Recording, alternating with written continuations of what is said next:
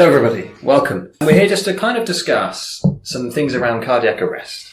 And we're mainly doing this because last week our 5th year medical students were doing their ILS course, their immediate life support course. Yeah, so I've been given a bit of an overview by Matt, and helpfully... We have to start with the basics, Joe, stop. Matt has... Matt's given me a little blurb here, and the first bullet point is that cardiac arrest is where the heart is no longer pumping.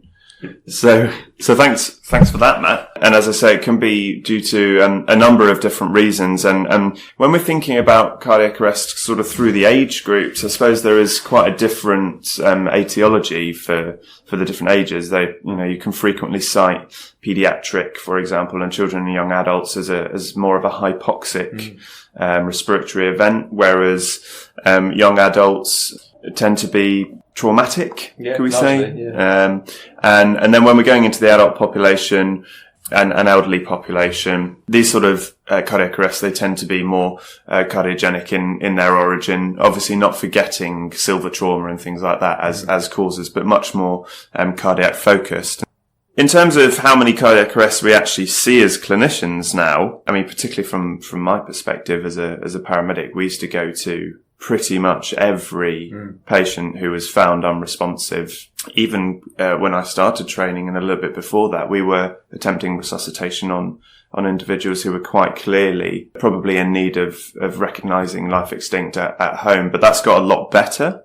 So I think that there's been a significant difference in the amount of cardiac arrests that are being brought in by pre-hospital services into hospital, but also due to a rise in sort of advanced care planning, treatment escalation plans, or whatever you're calling those sort of advanced directives across the country. That's sort of appropriate advanced decision making by the patient or by their lasting power of attorney or the doctor. We're seeing a lot more DNA CPRs and therefore a lot less cardiac arrests coming into hospital.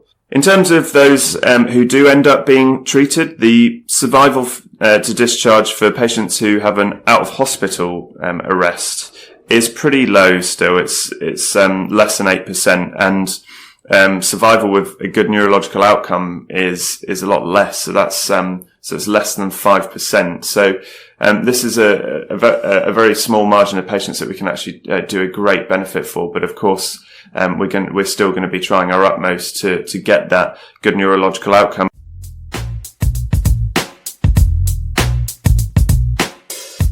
That good neurological outcome depends on two main things, really, doesn't it, I suppose? Yeah, that's a good sort of segue into the CPR and the Defib. Those are the two things that Joe was alluding to. There's a lot of, certainly on the ALS courses, and when you go through sort of the advanced life support courses, there's a lot of talk around other sort of fancy things, basically, and drugs and everything like that. I quite like ILS because it keeps it very simple. And actually the two things proven to be of benefits in cardiac arrest are chest compression, so cardiopulmonary resuscitation, and early defib. Medications, drugs, all that other stuff, there's not really a body of evidence behind it. And I think that's really important just to get in early, that actually CPR and defib are the things that save lives. High quality chest compressions we're talking about, they're really important to maintain oxygen to the brain. They're not going to be curative though. And that's where your defib comes in. So if you've got a shockable rhythm, the defib is likely to be or potentially curative, whereas the chest compressions are good at maintaining, but they're not necessarily curative. And Matt, when you defibrillate someone, my understanding was that they go from a flat line to getting electricity through them, restarting the heart. Is that how a defib works? No.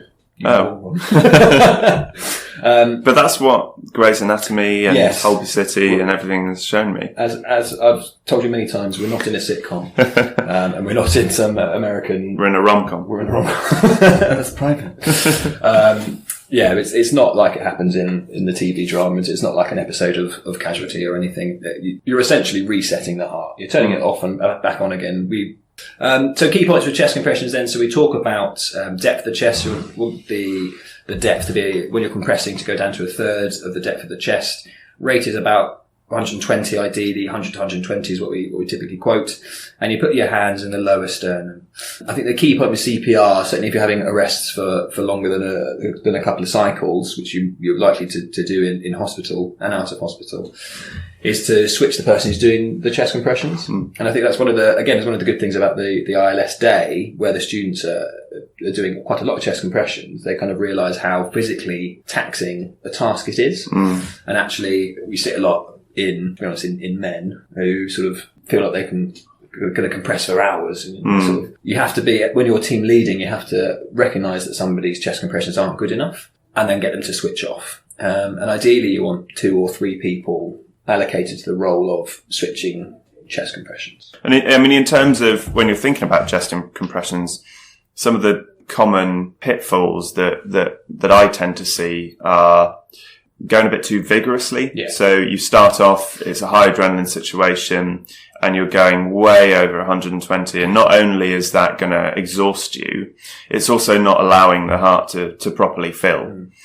Branching from that, in terms of allowing the heart to fill, I think recoil is particularly important. We see also a lot of rescuers where when they're leaning over the chest, they're actually sort of compressing down, and because they're putting that body weight on it, they're not fully recoiling. And again, that doesn't allow proper refilling of the heart. And I think the last one probably is hands being too low. And so you're actually kind of doing epigastric or real lower sternum compressions, and that's not going to get you that sort of cardiac output that you're wanting to get. So there's just 3 things to sort of think about really when you're going in to do chest compressions. I think something that's really helpful is literally just to get a metronome, although quite commonly now the sort of Philips and other defibs, they've got quite good feedback devices on them, haven't they? Yeah, so the Zols have got when you put the pads on, there's a little... Zols, that's what I meant. It's a doobie, I don't know what you call it. That's the thing. The doobie. Yeah, it's sort of fidgery thing. It's a small device that goes basically under where your hands are. That was a puck. A puck, is that what it's called? Yeah, they call it a puck. Very good. Puck. And that, basically, the device, the Zol device, gives you verbal feedback. So it will say, go quicker. It will say, go deeper. It's got a visual diamond as well, isn't it? Which is helpful. A visual display that shows how deep your compressions are and your rate. And that's very useful. You can just get them by themselves, the little pucks. Yeah. You can just stick them under for the defib manufacturers that don't have that inbuilt system. Wouldn't it just make sense to get machines to do this? Because there's a sort of multitude of machines out there, isn't there, that I've seen that can mechanically chest compress. The concern with using machines is that, have you seen Terminator?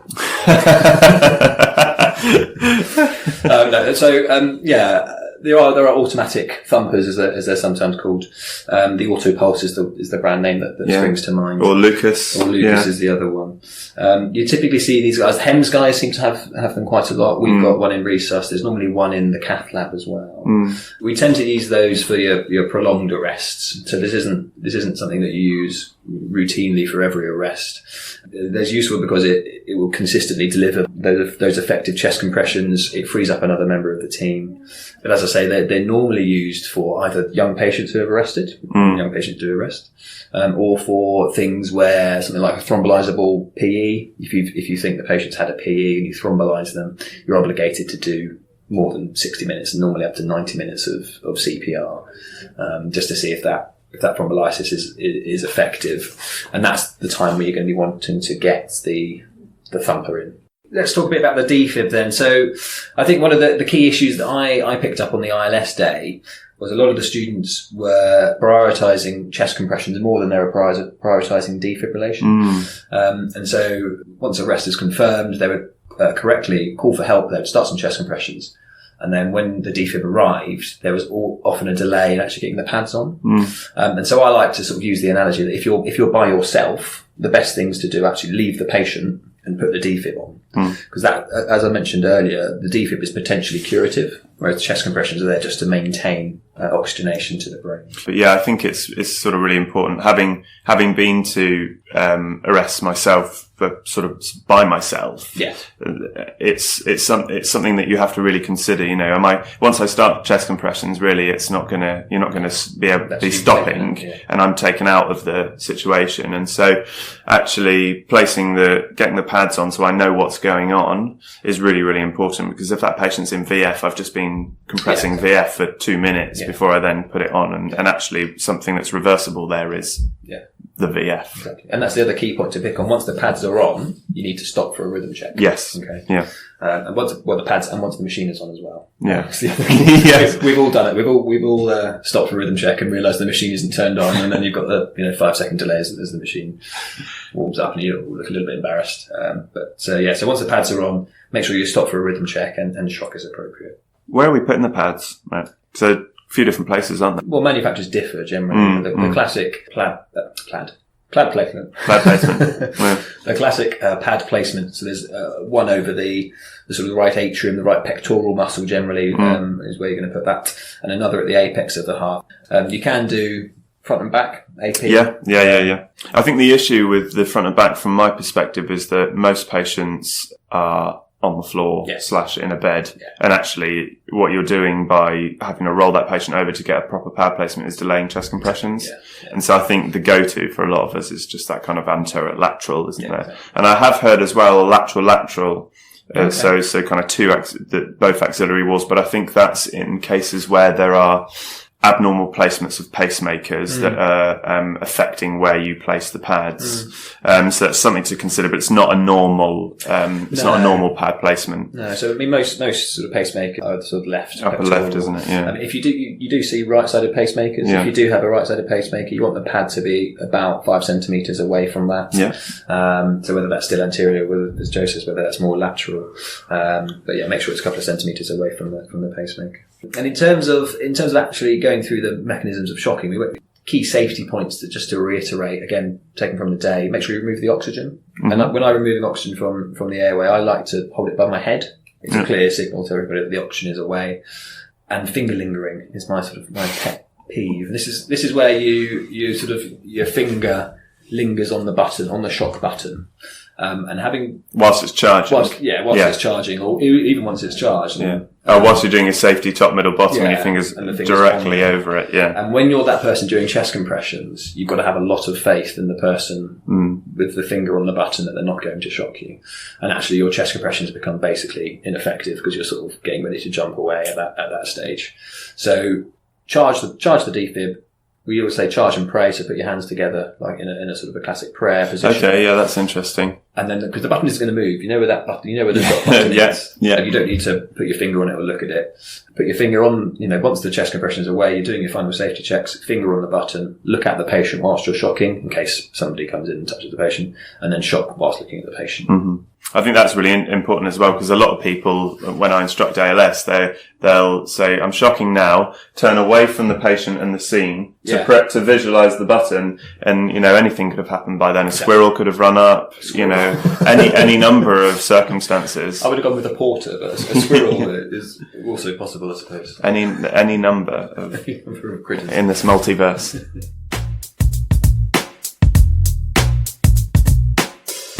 And what we're going to talk about now is that sort of differentiation between a shockable and a non-shockable rhythm, and what sort of pathway that funnels us down, and what we can start to think about in terms of reversible causes in that setting. So, Matt, do you want to start us off? Say more about that.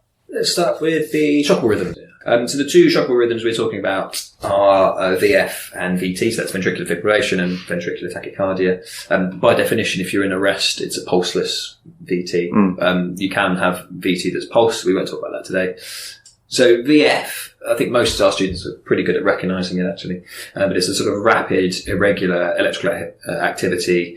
The heart, when you see it, if you see an exposed heart in VF, it just looks like a bag of worms, which is basically the issue with that is that the heart can't pump in a synchronized manner. So you're not getting filling of the heart. You're not getting any systolic ejection of blood. The most common cause is generally an MI in this case. And the other shockable rhythm is pulseless VT, as we were talking about, and this generally is a lot smoother than VF. And most of the waves are generally the same size. You can get torsades du pointes, which is where the wave becomes sort of big and small and looks quite pretty on a long rhythm strip. Yeah, if you've got enough time to print one off and appreciate it. Oh, that's so pretty. So pulseless VT again is another shockable rhythm, and the most common cause of that is acute MI again. Ideally, you want a shockable rhythm because survival is a bit higher there. The two non-shockable rhythms we think about are PEA, so pulseless electrical activity, and asystole. Pulseless electrical activity, it sort of says it in the name, so there is electrical activity present that would make you think that there is something of a perfusing rhythm, but actually the patient is in fact pulseless, and so is in cardiac arrest by definition. I think the key is really that you see it and you're often reassured. Yeah. Because it looks like it. Oh, that's not VF, that's not VT. Yeah. Oh, it looks like it. The normal or potentially perfusing rhythm. Yeah. And I think the difficulty would be in then trying not to search for a pulse for too long. When you're trying to feel for a pulse, is it there or is it not? Yeah. If it's a maybe, it's a no, really, isn't it? And so you kind of crack on with it. What comes to light for me in patients who are MPA is usually shock. Yeah. So some sort of shock. So there's not a specific insult to the heart. No. There just isn't something to pump around, and then as such then the heart starts to get hypoxic and then starts to suffer in that way. So your sort of common situations could be, it's a very common initial rhythm to go into in trauma, isn't it? If you're in a traumatic arrest are generally always PEA, because as you say, the heart isn't the problem, the heart itself is fine. Exactly. It's normally a volume issue. But it could be, again, stuff like distributive shock. You might see it quite a bit with sepsis and things like that. So it's a common rhythm actually. And it's also a common rhythm to have when you've given quite a lot of adrenaline, throughout an arrest. In terms of actually thinking about pulse checks, it does make me think about something I listened to a while back that I thought was quite interesting. It's not part of my standard practice, but I have certainly started to think about it, is when you're having chest compressions, you'll be formulating a pulse, and if there is enough hands, there are a few practitioners that actually get somebody to feel a pulse during chest compressions so that they know where that pulse is. And then when you stop the chest compression to look for a rhythm check, that person then either knows whether the pulse is gone or whether it's still present. And what that does is it means that you're definitely on the pulse. And so you're not searching around for it. And I think that's quite a good idea. If you've got somebody free, somebody who's doing timings or something like that, it just kind of makes sense to me. So Matt, you want to run us through asystole? Asystole, yeah, it's not great. I mean, it gives, it's not entirely flat line, it's slightly wobbly. If it's an entirely flat line, it's normally a mechanical issue, like the pads aren't on. Or the key with asystole is if it's true asystole or not. And by that we mean, are there any P waves? If a patient has P waves, then you might be able to pace them. We won't really go into that too much. But that's one of the key things we look for.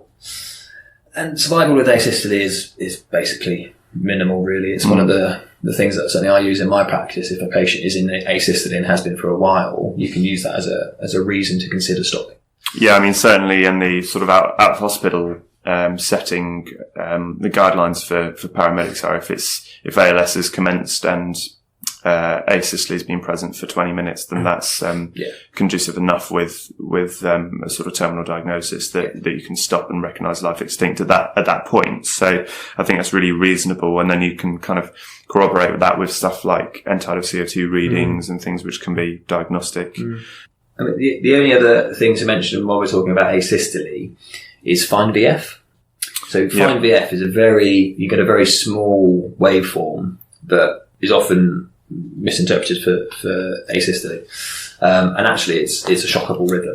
If in doubt, if you think it potentially is fine VF, shock it. Yeah. Okay. Don't go down the non-shockable aspect of the algorithm. Shock it. Yeah. It's the safest thing to do if you're unsure. There's ultimately not going to be a significant harm to the patient in asystole if it's misdiagnosed. Yeah. Whereas the opposite, i.e. if you don't shock a fine VF, you're risking that patient not getting a return of spontaneous circulation, which is exceptionally important. And actually the goal of ILS in the It is first place, or ALS. So the other thing to mention while we're talking about shockable and non-shockable rhythms is witnessed arrests. Now, these are, in terms of what we talk about as witnessed arrests, is something where the patient is attached to a monitor and they're seen to go into VF or VT. Here, it's appropriate to give what we call stacked shocks. So this is where you give 3 shocks through the defib, rapidly checking for a rhythm change and or ROSC after each attempt. But you give charge, shock, rhythm check, charge, shock, rhythm check, charge, shock, rhythm check, and then just go back into your ILS with your chest compressions and everything else for 2 minutes.